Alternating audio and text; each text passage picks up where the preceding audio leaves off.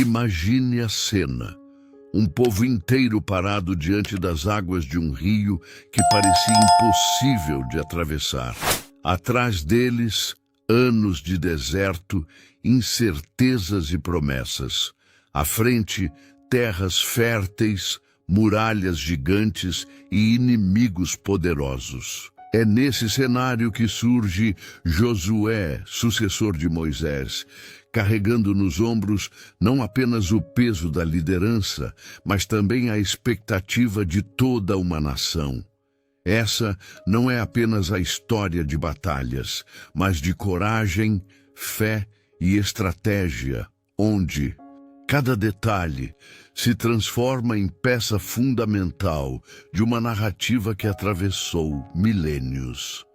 Você já parou para pensar como um povo que saiu da escravidão, sem experiência militar consolidada, conseguiu enfrentar cidades fortificadas e exércitos organizados? E mais, como esses guerreiros, guiados por Josué, se tornaram referência de disciplina, fé e resistência. Ao longo deste vídeo, vamos mergulhar juntos nos registros bíblicos, em textos apócrifos e até em tradições rabínicas que ampliam nossa visão, revelando detalhes pouco conhecidos. Portanto, se você é alguém que gosta de desvendar os bastidores das grandes narrativas bíblicas, esse vídeo foi feito para você. Vamos caminhar lado a lado com os guerreiros de Josué, acompanhar as intrigas, descobrir os desafios e enxergar como essa história ajudou a construir a identidade de Israel. No fim, você vai perceber que essa não é apenas a saga de um povo antigo, mas uma chave para compreender como fé, cultura e estratégia se entrelaçam em momentos cruciais da humanidade. Antes de começarmos a primeira parte dessa jornada, quero pedir que você confira se já está inscrito aqui no canal. É um detalhe rápido, mas que faz toda a diferença para que essa história alcance mais pessoas que, assim como você, buscam compreender as raízes da fé e os mistérios das Escrituras. Agora sim, sem mais demora, vamos direto para a história. Era impossível falar de Josué sem antes tocar na sombra imensa deixada por Moisés. Afinal, como suceder a alguém que guiou o povo da escravidão para a liberdade, que falou face a face com o próprio Deus e que levantou o cajado diante do mar até as águas se abrirem? Pois foi exatamente esse fardo que caiu sobre os ombros de Josué, filho de Num. Imagine a tensão do momento, um povo inteiro cansado de vagar no deserto, agora diante da terra prometida. Moisés havia partido e a responsabilidade de cumprir a promessa estava nas mãos de um novo líder. Quem poderia carregar tamanho peso sem vacilar? Mas o curioso é que Josué não era um rosto novo entre eles. Ele havia sido o braço direito de Moisés, líder de batalhas ainda no deserto, espião da terra de Canaã e um dos poucos a ter coragem de afirmar que aquela terra podia, sim, ser conquistada. A preparação não foi ao acaso. Era como se a vida toda de Josué tivesse sido um treinamento silencioso para esse momento. Não é intrigante pensar que muitas vezes os anos de espera moldam alguém em segredo, preparando-o para uma virada decisiva na história? Pois é exatamente o que vemos aqui. Outro detalhe fascinante é que antes de qualquer espada ser levantada, a primeira arma entregue a Josué foi a promessa divina. Assim como estive com Moisés, estarei contigo. Ora, se o coração do povo tremia diante das muralhas de Canaã, Deus mesmo tratou de firmar o coração de seu novo líder. E não era uma promessa vazia, era uma garantia de presença. Quantas vezes não ouvimos histórias de guerreiros e conquistadores, mas raramente percebemos que a coragem deles nasce mais da confiança do que da força bruta. Com Josué, não foi diferente. O povo, claro, precisava acreditar também. Sem a unidade da nação, qualquer liderança ruiria antes mesmo da primeira batalha. Então veio o pacto. Todos juraram obediência a Josué, como haviam jurado a Moisés. Mas há aqui um detalhe curioso, quase escondido no texto. A obediência vinha com uma condição. Eles disseram que seguiriam Josué, contanto que o Senhor estivesse com ele como estivera com Moisés. Isso mostra que a confiança do povo não estava apenas em um homem, mas na presença que acompanhava esse homem. Um lembrete sutil de que liderança verdadeira se sustenta naquilo que a transcende. E se a travessia do deserto tinha ensinado algo, era que sem disciplina espiritual, vitória militar não tinha valor algum. Então, antes das guerras começarem, Deus ordenou a Josué que meditasse dia e noite na lei. Parece simples, mas é revelador. O alicerce da conquista não estava na estratégia de combate, mas na fidelidade à aliança. Quantos povos da antiguidade poderiam imaginar que uma guerra seria vencida não apenas com espadas afiadas, mas com corações alinhados a uma lei divina? É esse tipo de contraste que transforma a narrativa bíblica em algo tão singular. Interessante também observar o momento cultural. Canaã não era terra vazia, mas um mosaico de cidades-estado, cada uma com seus próprios reis, suas próprias divindades, suas fortalezas imponentes. Os guerreiros de Josué não enfrentariam inimigos amadores, mas povos com tradições militares sólidas, cultos religiosos enraizados e alianças complexas. A preparação, portanto, não podia ser apenas bélica. Era também um choque cultural, que testaria até onde Israel confiaria em sua identidade diante de tantas outras influências. Não é de se admirar que os relatos tenham sobrevivido como memórias tão marcantes. Quando olhamos para a trajetória de Josué até esse ponto, percebemos que a conquista da terra não começa com muros caindo ou espadas tilintando, mas com algo muito mais sutil. A construção da confiança. Confiança no líder, confiança no pacto, confiança na promessa. É como se o enredo nos dissesse: antes de vencerem cidades fortificadas, eles precisavam vencer o medo dentro deles mesmos. Essa lição ressoa até hoje. Quantas batalhas não são perdidas porque a coragem foi abandonada antes mesmo do primeiro golpe ser dado? E aqui deixo a você que acompanha essa história uma pergunta inevitável.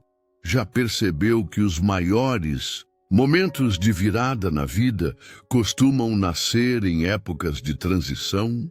Josué é o retrato de que os finais podem ser começos disfarçados e que herdar um legado, por mais pesado que pareça, pode se transformar na chave de uma nova era. Vale conferir se esse tipo de narrativa está no espírito deste canal, porque, a partir daqui, mergulharemos fundo nas batalhas, estratégias e curiosidades que transformaram a conquista de Canaã em um marco da história bíblica. A cena é quase cinematográfica. O povo inteiro diante do Jordão em cheia, águas turbulentas que serviam de barreira natural entre o deserto e a terra prometida. Não havia pontes nem barcos que pudessem transportar milhares de pessoas, homens, mulheres, crianças e gado. O que fazer? Fugir de volta, esperar a seca? Nada disso. Josué recebeu a ordem de mover a arca da aliança à frente do povo, e os sacerdotes deveriam pisar nas águas primeiro. Imagine a tensão. Todo o destino de Israel repousava na coragem de uns poucos que precisavam dar o primeiro passo. O mais surpreendente é que assim que os pés dos sacerdotes tocaram o rio, as águas recuaram, criando passagem seca, como outrora no Mar Vermelho. Não é curioso que Deus repetisse um milagre tão semelhante, como se dissesse: o que começou com Moisés agora continua contigo, Josué. Esse evento não foi apenas um detalhe logístico. Ele tinha peso simbólico imenso. A travessia do Jordão marcou uma espécie de rito de passagem coletivo, do deserto para a promessa, da geração que apenas ouvira falar dos prodígios do Egito para uma geração que experimentava com os próprios olhos um milagre. Mais do que isso, foi o selo de aprovação sobre a liderança de Josué. Se alguém ainda duvidava dele, ali não havia mais espaço para questionamentos. Você percebe como a narrativa não é apenas sobre geografia, mas sobre identidade. O povo atravessava o rio, mas também atravessava uma etapa de sua própria história. Logo após a travessia, veio a primeira prova militar, Jericó. Essa cidade não era qualquer fortificação. Seus muros eram duplos, largos o bastante para casas serem construídas sobre eles. Para os cananeus, era um bastião de segurança. Para os israelitas, parecia um obstáculo intransponível. Quem, em sã consciência, acreditaria que um exército recém-formado, sem tradição de grandes máquinas de guerra, poderia derrubar muralhas tão poderosas? E aqui entra o inesperado. A estratégia não nasceu do gênio militar de Josué, mas de instruções divinas que pareciam quase absurdas. Rodear a cidade em silêncio por 6 dias e, no 7º, dar voltas seguidas, tocar trombetas e gritar. Como algo tão incomum poderia ser levado a sério? É interessante pensar no impacto psicológico dessa estratégia. Para dentro das muralhas, os habitantes de Jericó deviam assistir, dia após dia, aquele estranho cortejo rodeando a cidade.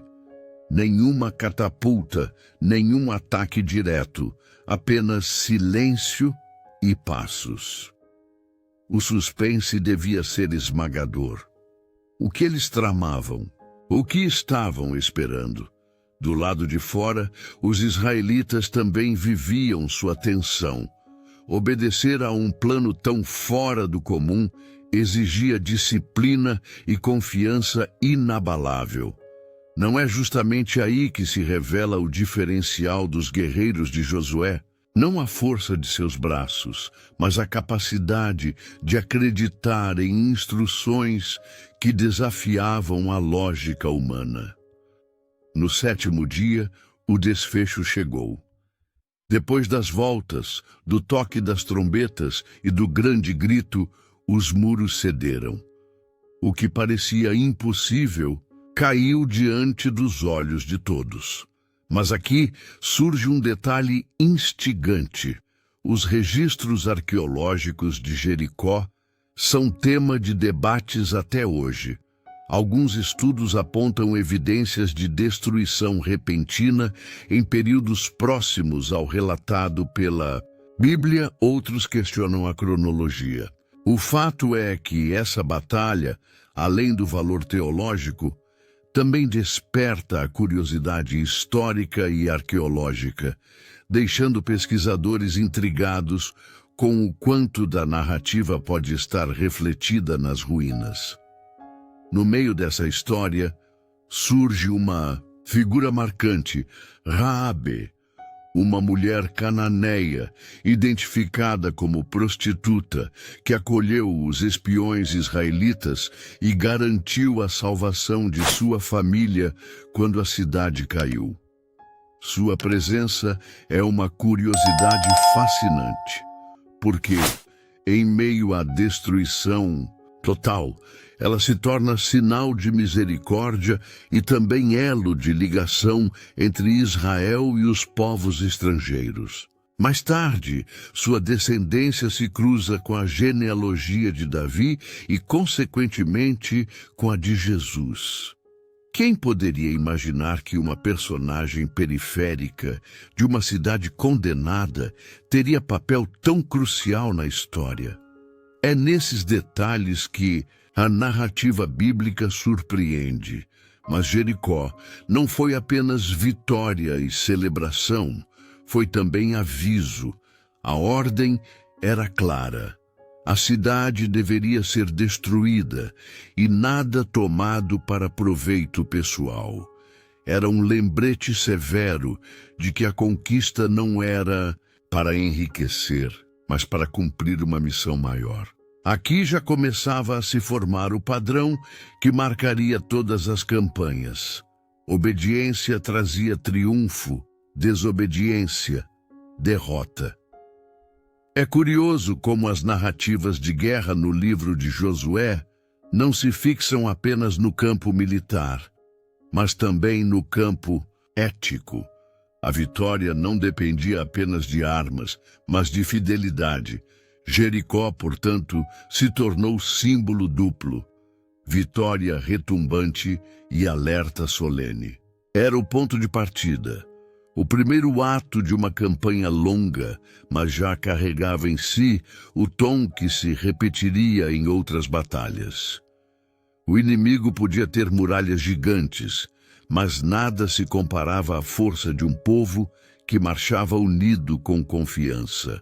E agora, eu te pergunto, o que você acha desse detalhe curioso de uma guerra vencida não com armas, mas com silêncio, passos e trombetas?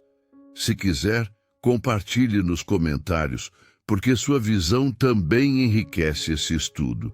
Depois da glória em Jericó, parecia que nada poderia deter os guerreiros de Josué, mas o que se seguiu foi um choque de realidade.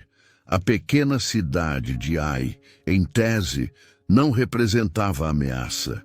Seus muros não se comparavam aos de Jericó, seu exército era reduzido e a vitória parecia questão de formalidade.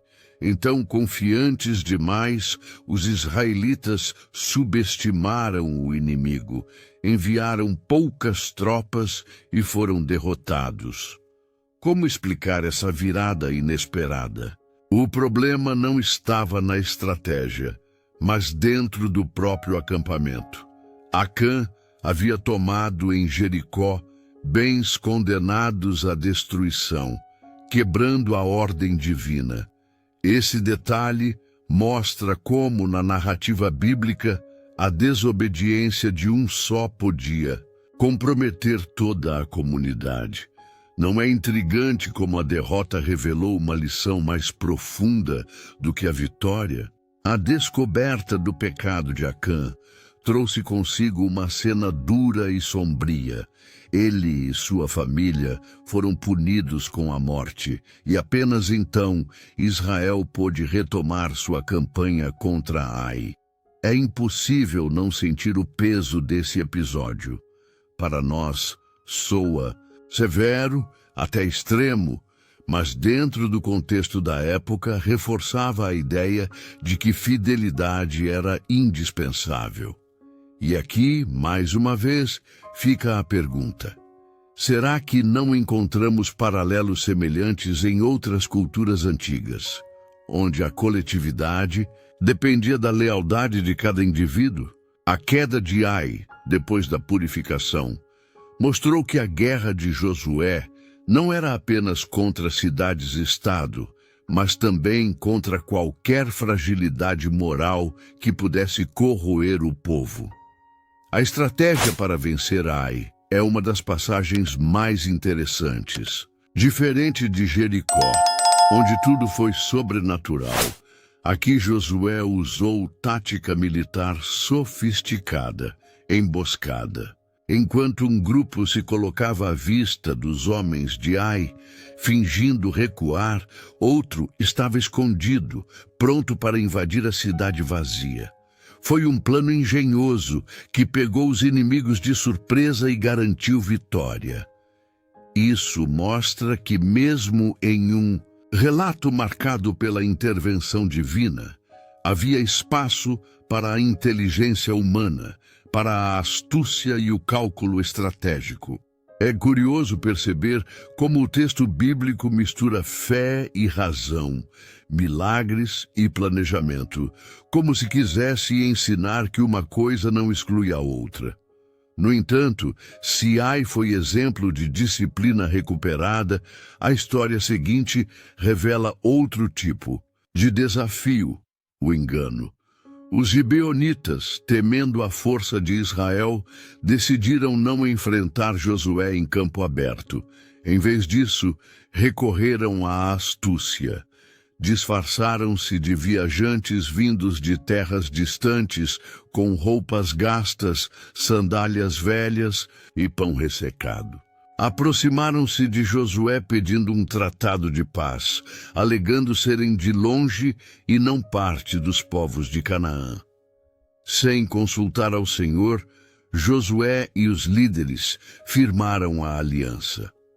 Mais tarde, descobriram a farsa. Gibeon era vizinha, não distante. Que dilema! Romper o juramento ou conviver com a consequência de uma escolha precipitada. Esse episódio lança luz sobre a complexidade das relações na conquista.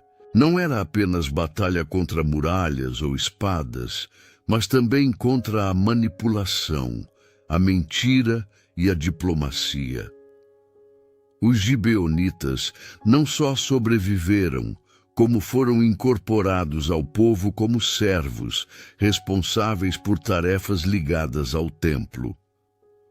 O detalhe curioso é que essa aliança, mesmo fruto de engano, teve impacto duradouro. Em gerações futuras, Gibeon ainda estaria no centro de tensões políticas e religiosas. Você já parou para pensar como uma decisão tomada, sem reflexão, pode ecoar por séculos? A batalha em defesa de Gibeon é um dos pontos mais extraordinários do livro de Josué. Quando 5 reis cananeus se uniram para punir a cidade por sua aliança com Israel, Josué marchou durante a noite para socorrer seus novos aliados. O combate foi feroz, mas o relato bíblico destaca um fenômeno incrível. Pedras de granizo caíram do céu sobre os inimigos, causando mais mortes do que as espadas israelitas. E ainda, diante da necessidade de tempo, Josué fez uma oração ousada, pediu que o sol parasse no céu. E o texto diz que o sol e a lua se detiveram até a vitória ser completa. Não é esse um dos relatos mais enigmáticos de toda a Bíblia? Naturalmente, estudiosos e cientistas discutem até hoje essa passagem. Teria sido um fenômeno cósmico, uma linguagem poética para descrever prolongamento da batalha, uma tradição oral que ganhou contornos sobrenaturais? Seja qual for a explicação, o fato é que essa narrativa se tornou símbolo da ideia de que não havia limites para a intervenção divina em favor de Israel. E aqui cabe a pergunta retórica: se você estivesse entre aqueles guerreiros, veria o evento como metáfora ou como milagre literal? O silêncio da arqueologia e a força do texto continuam a provocar debates fascinantes. Esse conjunto de episódios, a derrota em Ai, o castigo de Acã, a astúcia dos gibeonitas e a batalha em que o sol se deteve, compõem um quadro rico, cheio de nuances. São histórias que mostram não apenas triunfos, mas erros, enganos e consequências. Isso torna a narrativa ainda mais real, porque quem espera apenas vitórias contínuas pode se decepcionar. O caminho de Josué e seus guerreiros era feito de aprendizados, e cada batalha deixava uma marca no modo como Israel entendia a si mesmo e seu Deus. E assim, seguimos para as próximas conquistas, que ampliariam ainda mais o cenário dessa guerra pela terra prometida. Ao avançar pelas terras de Canaã, os guerreiros de Josué não enfrentavam apenas exércitos isolados, mas um verdadeiro mosaico de cidades-estado. Diferente de impérios centralizados como o egípcio, Canaã era composta por pequenos reinos, independentes, cada um governado por seu próprio rei. Isso significava que cada conquista tinha peso local, mas também reverberava em toda a região, despertando medo e provocando alianças inesperadas. A notícia da queda de Jericó e Ai correu rápido, espalhando pânico entre os cananeus, que começaram a se unir em coalizões desesperadas. Você percebe como uma vitória podia ter efeito psicológico maior que o militar? Pois foi exatamente isso que aconteceu. Essas cidades não eram improvisadas. Eram fortificações antigas, algumas com muralhas espessas, outras estrategicamente posicionadas em colinas, controlando rotas comerciais vitais. Conquistá-las não era tarefa simples. Josué e seus guerreiros precisaram aprender a adaptar táticas, emboscadas, marchas noturnas, ataque surpresa. A guerra não era linear e cada cidade exigia uma abordagem distinta. Mas havia também um elemento constante: a confiança de que a missão não era apenas territorial, mas espiritual, o cumprimento de uma promessa feita séculos antes a Abraão. Não é instigante como essa mistura de fé e estratégia se entrelaça a cada passo da campanha? Outro detalhe fascinante está no contraste cultural. Canaã era terra fértil, cheia de tradições religiosas profundamente enraizadas. Ali floresciam cultos a divindades como Baal e Astarote, práticas que envolviam rituais de fertilidade, sacrifícios e templos grandiosos. Para Israel, recém-saído do deserto e moldado por uma lei que proibia a idolatria, esse ambiente representava tanto uma tentação quanto um risco. A guerra não era apenas para tomar terras, mas também para preservar uma identidade diante de culturas sedutoras e complexas. E aqui cabe a pergunta: quantas vezes, ao longo da história, povos não foram conquistados mais pela influência cultural do que pela força militar? As batalhas, portanto, tinham um caráter duplo.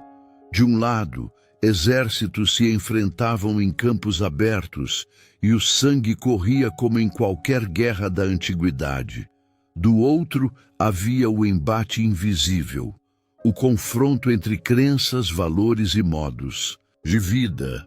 Josué não podia se dar ao luxo de apenas vencer militarmente.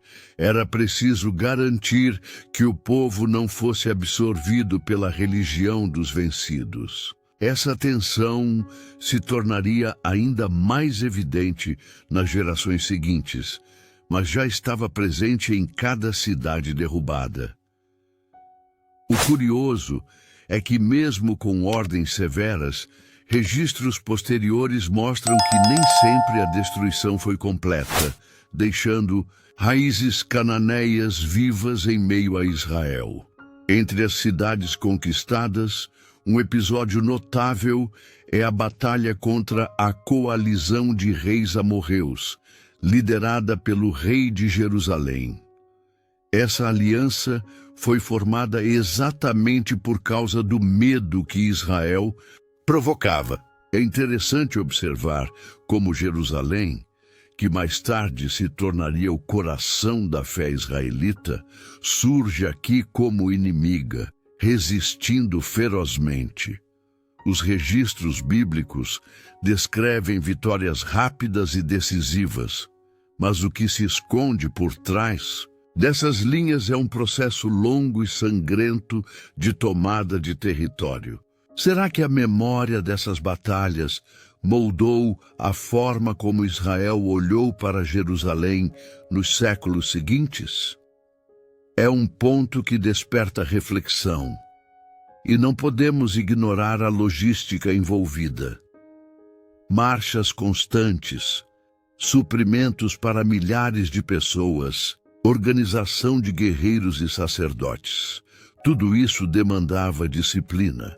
Os relatos são breves nesse aspecto, mas é fácil imaginar a complexidade por trás de cada campanha. Havia o peso da sobrevivência, da administração de territórios recém-conquistados e da manutenção da unidade entre as tribos. A guerra era externa e interna ao mesmo tempo. Isso ajuda a entender por que o livro de Josué não é apenas relato de vitórias, mas também memória de desafios que exigiam muito mais do que força bruta. O choque cultural também se expressava nas práticas de guerra. Enquanto os cananeus lutavam em nome de seus deuses, Israel marchava em nome de Yahweh. Essa diferença dava à guerra uma conotação distinta. Não era apenas conquista territorial, mas julgamento divino contra práticas vistas como corruptas e violentas. Essa perspectiva, ainda que polêmica para leitores modernos, mostra como os guerreiros de Josué se viam não como invasores comuns, mas como instrumentos de um propósito maior. O interessante é que, mesmo em meio a isso, algumas cidades e pessoas, como os gibeonitas, foram preservadas. A narrativa não é tão uniforme quanto parece à primeira vista. Assim, a conquista das cidades-estado cananeias não pode ser reduzida a uma sequência de batalhas. Era um processo complexo, em que cada vitória carregava consigo perguntas sobre identidade, fé e sobrevivência cultural. Os guerreiros de Josué não apenas ampliavam território, eles moldavam a alma de uma nação em formação. E é justamente esse entrelaço de guerra e cultura que torna essa parte da história tão fascinante. Afinal, quantos povos você conhece que nasceram em meio a tamanha pressão, tendo que lutar não só contra exércitos inimigos, mas contra o risco de perderem a si mesmos no caminho? Depois das vitórias no sul de Canaã, Josué voltou seus olhos para o norte, onde o desafio seria ainda maior. Ali estavam cidades fortificadas mais robustas, exércitos mais numerosos e reis que, assustados com o avanço israelita, decidiram se unir em uma poderosa coalizão. O líder dessa aliança era Jabim, rei de Hazor, cidade considerada a mais influente da região. Hazor não era apenas uma fortaleza militar. Era um centro político e econômico, com forte influência cultural sobre outras cidades-estado. Imagine o impacto de enfrentar não apenas uma cidade, mas todo um eixo de poder articulado. A Guerra do Norte, portanto, não era apenas mais uma batalha, mas um divisor de águas para a consolidação territorial de Israel. A narrativa bíblica descreve a coalizão reunindo exércitos tão numerosos quanto a areia que está à beira do mar, acompanhados de cavalos e carros de guerra. Este detalhe é relevante porque, até então, Israel não possuía tradição no uso de cavalaria ou carros, considerados armas avançadas da época. Enfrentar inimigos bem equipados colocava os guerreiros de Josué diante de um desafio que parecia impossível. E, no entanto, o relato mostra vitória esmagadora, com o fogo consumindo Hazor, que foi destruída e nunca mais retomou o prestígio que tivera antes. Curioso notar que escavações arqueológicas em Hazor revelam sinais de destruição por incêndio em períodos próximos ao descrito, o que levanta debates entre historiadores e arqueólogos. Não é instigante como textos antigos encontram ecos nas pedras milenares? Outro aspecto fascinante é como os textos apócrifos e tradições judaicas expandem esses relatos.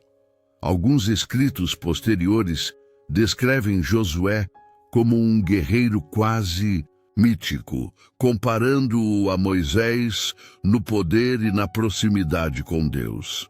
Há registros que mencionam feitos milagrosos adicionais durante as batalhas, preservados em tradições orais e midrashim, que buscavam enaltecer a figura do líder e de seus guerreiros.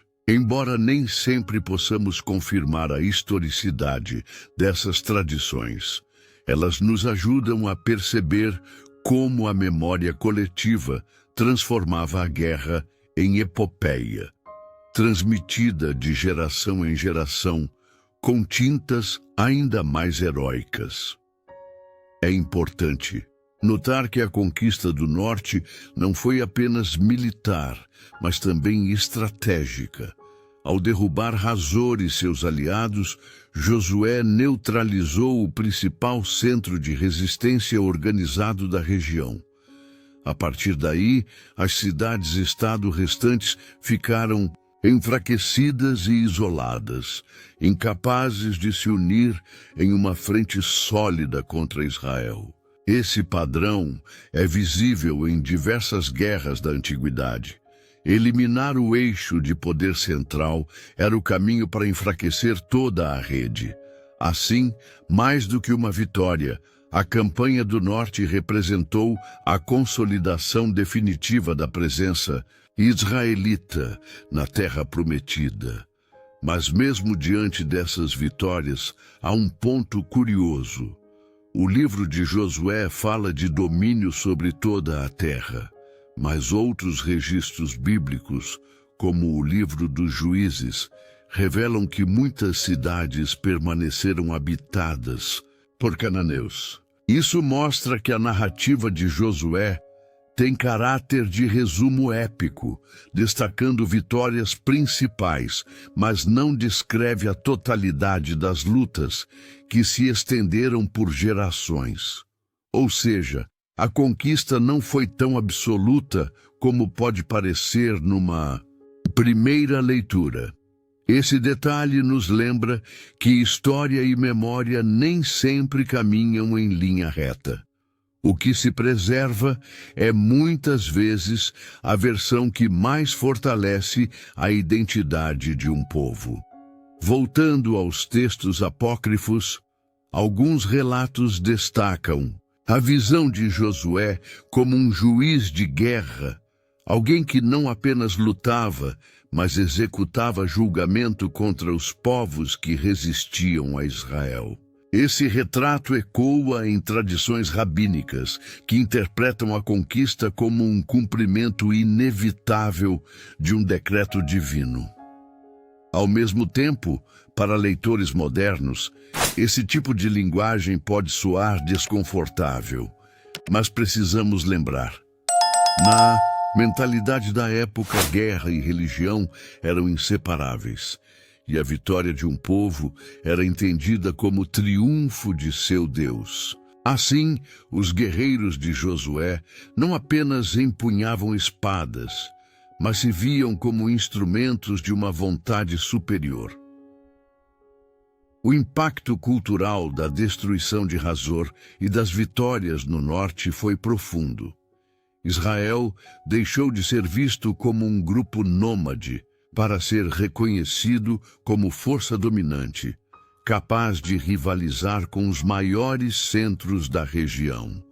Essa mudança de status alterou o equilíbrio de poder em Canaã e abriu espaço para que as tribos começassem a se estabelecer em territórios fixos. Pense nisso. Um povo que durante décadas vagara pelo deserto agora começava a plantar raízes, transformar tendas em casas e montar estruturas de sociedade.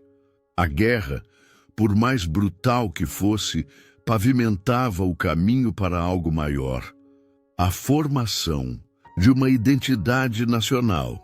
Assim, as guerras do norte encerram o ciclo principal de campanhas militares descritas no livro de Josué. Mas não são apenas marcos bélicos. Elas revelam como vitórias moldaram a percepção histórica, como tradições orais e apócrifas ampliaram o eco dos feitos e como a arqueologia ainda hoje dialoga com os textos, levantando perguntas sem respostas definitivas. Talvez seja justamente isso que torna essa narrativa tão cativante. O entrelaço de história, memória, fé e cultura que continua desafiando estudiosos e fascinando quem mergulha nesses relatos. E você, ao ouvir tudo isso, não sente vontade de descobrir o que restou como herança desses guerreiros? Quando as batalhas cessaram e os principais centros de poder cananeus foram derrotados, iniciou-se uma nova etapa na história de Israel, a distribuição da terra entre as 12 tribos. Mas essa transição da guerra para a vida em sociedade não se deu de maneira simples. Os guerreiros que haviam marchado ao lado de Josué, experimentando vitórias milagrosas e campanhas intensas, precisaram agora assumir papéis diferentes, estabelecendo famílias, cultivando campos e erguendo cidades. É interessante notar como a Bíblia descreve esse momento com solenidade. Josué, já idoso, convoca o povo para renovar a aliança com Deus em Siquém, lembrando-os de que sua força não estava nas espadas, mas na fidelidade ao Senhor. Esse gesto marca o fim de um ciclo épico e o início de outro, no qual a memória das batalhas se tornava base para a construção de uma identidade nacional. Contudo, a herança desses guerreiros não foi apenas territorial. Eles deixaram um legado cultural e espiritual profundo. Os feitos nas guerras foram transmitidos oralmente e depois registrados nos livros sagrados, transformando batalhas em símbolos da proteção divina. Os apócrifos e tradições judaicas ampliaram ainda, mas essa memória, descrevendo Josué e seus homens como heróis, comparáveis aos patriarcas. Essa visão contribuiu para que, ao longo dos séculos, Israel se lembrasse de sua origem como uma nação formada em meio a lutas, mas sustentada pela fé. A narrativa dos guerreiros tornou-se inspiração para outras gerações, enfrentarem seus próprios desafios, sejam guerras reais, sejam crises espirituais. Há ainda um ponto instigante. Mesmo após as grandes vitórias, os cananeus não desapareceram por completo. Muitos permaneceram vivendo nas cidades, convivendo com os israelitas. Essa mistura de culturas trouxe influências tanto positivas quanto negativas.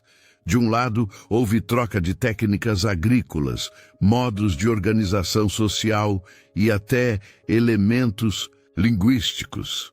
De outro, a presença contínua de cultos pagãos se tornou uma tentação para Israel, levando a constantes desvios da fé, como registrado no livro dos Juízes.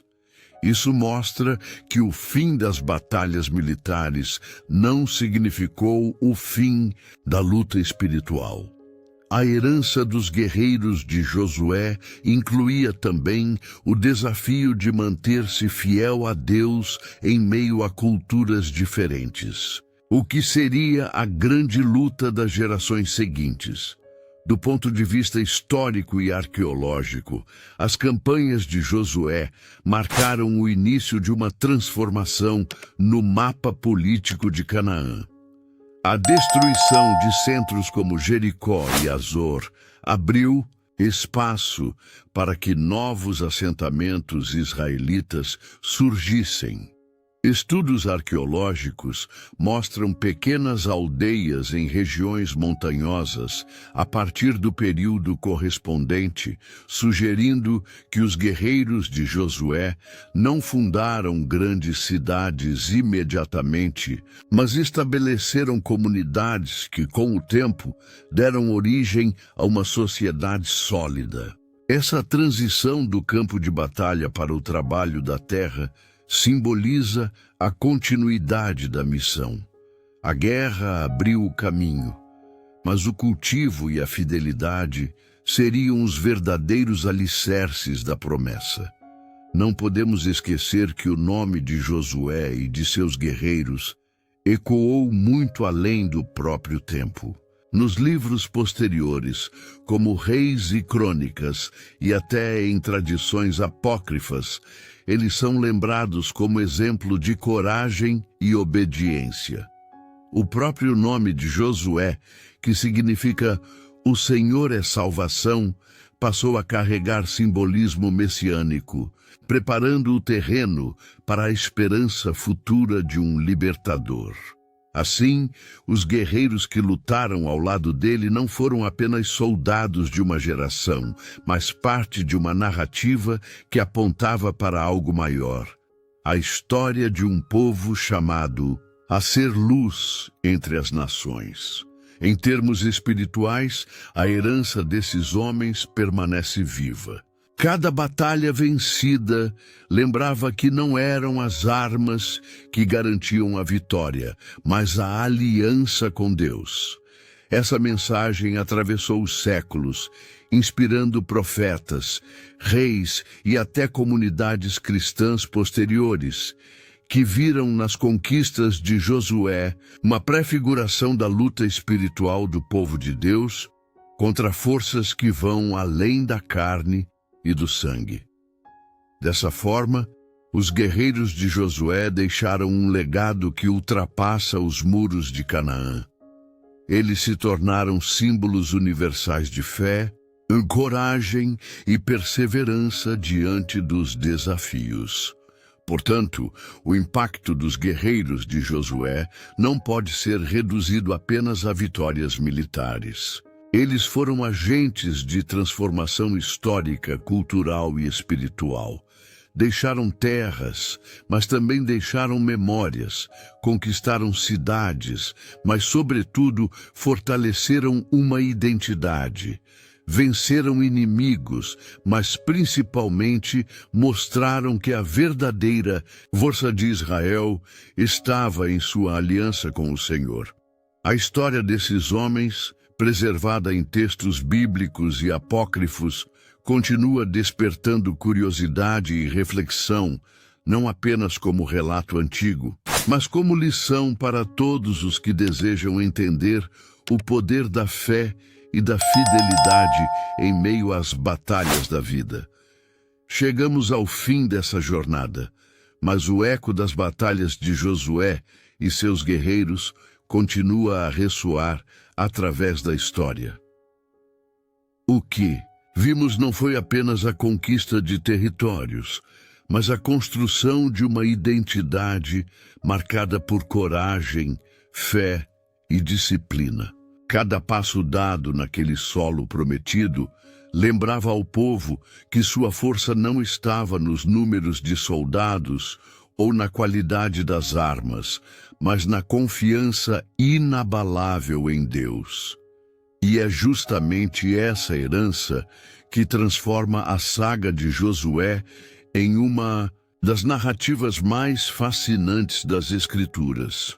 Ao revisitar os episódios que marcaram a entrada de Israel em Canaã, percebemos que as vitórias não se limitam ao campo militar. Elas revelam o choque de culturas, o confronto entre crenças e a necessidade constante de manter a fidelidade em meio às tentações. Os guerreiros de Josué não deixaram apenas cidades arruinadas e territórios conquistados, mas uma mensagem que atravessa os séculos. A verdadeira batalha sempre acontece dentro do coração humano. E aqui está a provocação. O que essa história desperta em você? Será que conseguimos enxergar os paralelos entre os desafios enfrentados por eles e os que vivemos hoje?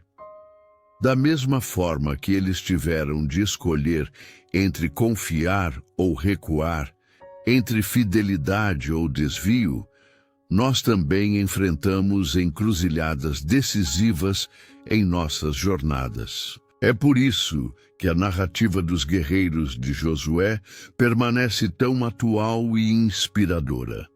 Se este vídeo trouxe reflexões importantes para você, eu quero te fazer um convite. Compartilhe nos comentários qual foi a parte dessa história que mais chamou sua atenção. E mais, sugira também um tema para o nosso próximo vídeo. Sua participação pode ser a faísca que dará início a novas descobertas e estudos aqui no canal. Não esqueça de se inscrever, ativar as notificações e deixar o seu like. Assim, você não perde nenhum conteúdo e ainda nos ajuda a levar essas histórias a mais pessoas que, como você, desejam entender profundamente o contexto da Bíblia. Nosso canal é uma comunidade de aprendizado e sua presença aqui é fundamental. Para encerrarmos, deixo um versículo que resume a confiança que sustentou os guerreiros de Josué. Não te mandei eu? Esforça-te e tem bom ânimo. Não temas, nem te espantes, porque o Senhor teu Deus é contigo por onde quer que andares. Josué, capítulo 1, versículo 9.